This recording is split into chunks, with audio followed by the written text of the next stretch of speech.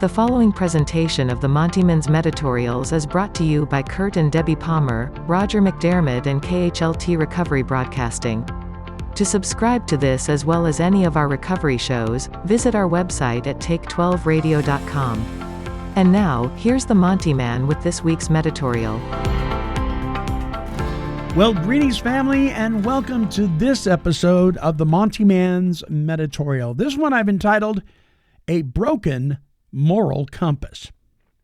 Well, dictionary.com describes a moral compass as an internalized set of values and objectives that guide a person with regard to ethical behavior and decision-making.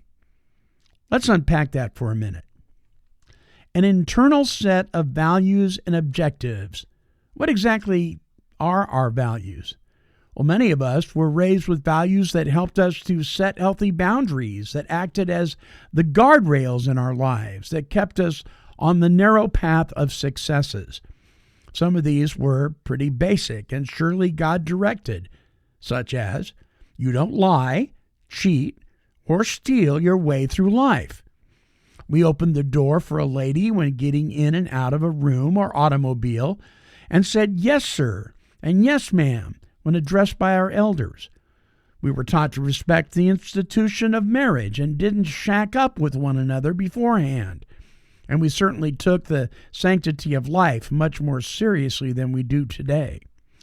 And what about the words that come out of our mouth?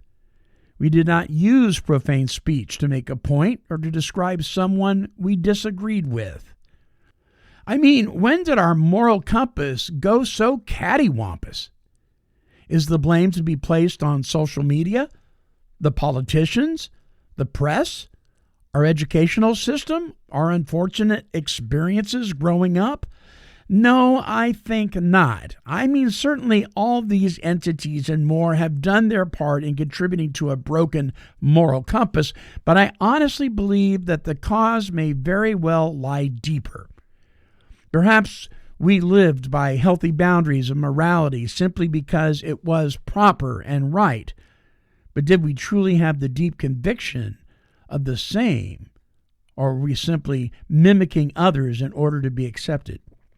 And now, as we live in a world of anything goes, our true selfish and self-centered nature has come out to play. Have we traded our compass in for an image of Baal that we worship at the steps of self-indulgence? Wow, this is some direct stuff, right? And it should give us grieving hearts. But will it move us to return to change, to hitting the reset button? Or have we gone so far down the rabbit hole that there is no turning back? We either live without compromising our moral compass, or we continue to walk in circles because our lives never pointed true north to begin with. I mean, I watch people who claim to follow God, love Jesus, His Word, but violate His directives for godly living intentionally, day in and day out, with no regard to how they are destroying their witness. No wonder they call us hypocrites. So what's this got to do with recovery? Everything. Unless we, of course, are only concerned with addressing the symptoms of our addictions and not the bottom line. You know, abstinence, but not recovery.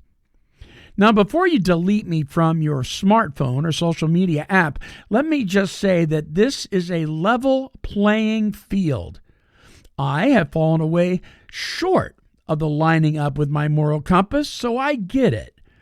But today I can recognize my powerlessness over such shortcomings, and I choose to take my defects of character to my Creator.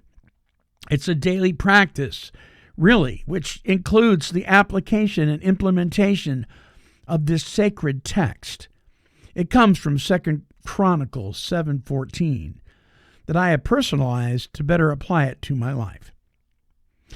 If you, Monty, as my child who is called by my name, will humble yourself and pray and seek my face and turn from your wicked ways, then will I hear from heaven and will forgive your sin and will heal your life.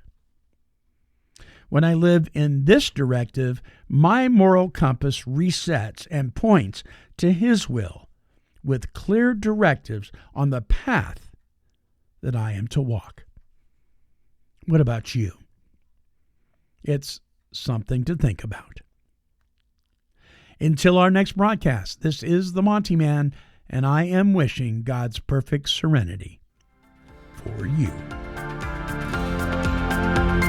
This has been a broadcast of KHLT Recovery Broadcasting and the Take 12 Recovery radio shows.